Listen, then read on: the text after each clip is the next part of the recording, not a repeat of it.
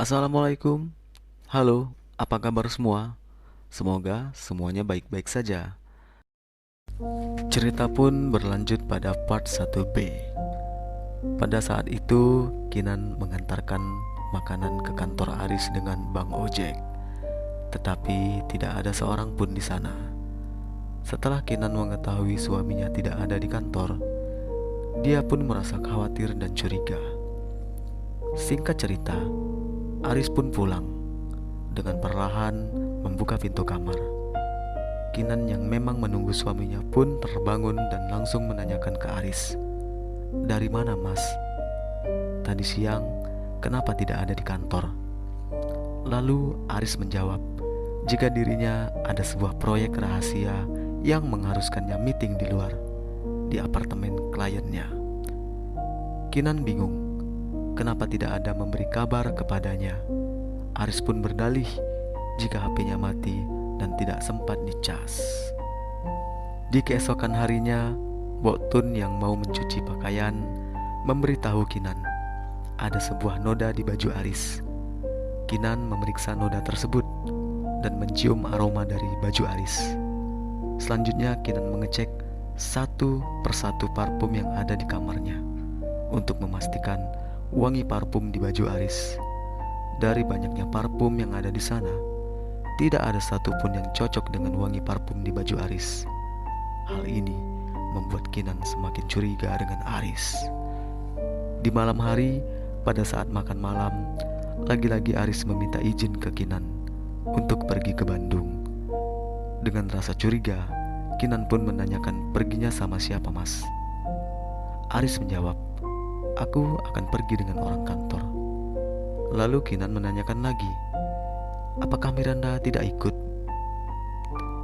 Tentu, dengan lugas Aris mengatakan kalau Miranda tidak ikut karena beda perusahaan dan beda tender. Seperti biasa, Raya diantar sekolah oleh Kinan. Dan di sekolah bertemu dengan pengasuhnya Brandon. Lalu Kinan menitipkan salam ke Miranda. Tapi pengasuhnya Brandon menjawab bahwa Miranda sedang berada di luar kota. Miranda mengatakan ke pengasuhnya akan pergi ke Bandung.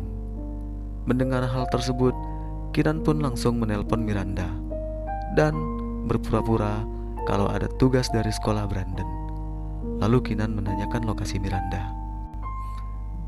Miranda pun menjawab dia sedang berada di Surabaya. Kinan bingung, kenapa di Surabaya? Padahal pengasuhnya bilang dia akan pergi ke Bandung. Seperti ada yang ditutupi oleh Miranda. Kinan pun mencium ada hal yang tidak beres. Pada malam hari, Aris pulang dengan membawa koper yang berisikan pakaian kotornya. Kinan bergegas membukakan pintu untuk suaminya. Kinan yang terus menyelidiki dan mencari bukti, lalu membawa kopernya Aris untuk memeriksa pakaian Aris. Satu persatu dicek dan diciumi pakaian tersebut untuk memastikan bau parfum yang di baju kemejanya Aris. Pagi harinya Aris bergegas pergi ke kantor. Minta maaf banget ya, aku harus ke kantor. Kinan pun kesal Pel remeh kayak gini pada harusnya saat bisa itu diurus adalah sama weekend staf kamu yang di kantor. dan sudah ada janji dengan Raya. Namun batal karena Aris akan pergi. Hal tersebut membuat Raya kecewa. Tidak cukup dengan bukti noda di baju dan aroma parfum, Bok Tun pun menemukan sebuah anting wanita di saku jas Aris, lalu memberikannya ke Kinan. Bok Tun berpikir itu adalah anting majikannya. Kinan yang menyadari anting tersebut bukan miliknya, menyuruh Bok Tun untuk tidak mencuci jasnya Aris. Dan Kinan pun menyimpan anting tersebut. Lalu untuk memastikan suaminya masih di kantor atau tidak, Kinan menelpon karyawan kantornya Aris dan menanyakan apakah suaminya masih berada di kantor bersama Miranda. Lalu karyawan tersebut mengatakan Aris dan Miranda masih ada di kantor. Cerita berlanjut pada esok hari. Kinan dan Miranda bertemu di sekolah. Pada saat cepika-cepiki, Kinan tidak sengaja melihat antingnya Miranda yang sama persis dengan yang ditemukannya di jas Aris. Hal ini membuat Kinan begitu sangat yakin bahwa Miranda adalah selingkuhan suaminya. Kinan pun melanjutkan penyelidikannya. Diam-diam, Kinan mengikuti Miranda. Kinan terus mengikuti Miranda sampai ke kamar hotel tempat Miranda menginap. Kinan begitu yakin bahwa Miranda berada satu kamar dengan Aris suaminya. Tanpa pikir panjang, Kinan yang sudah dibakar api cemburu mengetuk-ketuk pintu kamar Miranda. Kemudian Miranda membukakan pintu untuk Kinan. Miranda pun panik dan tidak mengizinkan Kinan masuk. Lalu Kinan memaksa untuk masuk karena ingin membuktikan perselingkuhan suaminya. Prasangka Kinan memang benar. Miranda sedang berduaan di dalam kamar dengan seorang lelaki.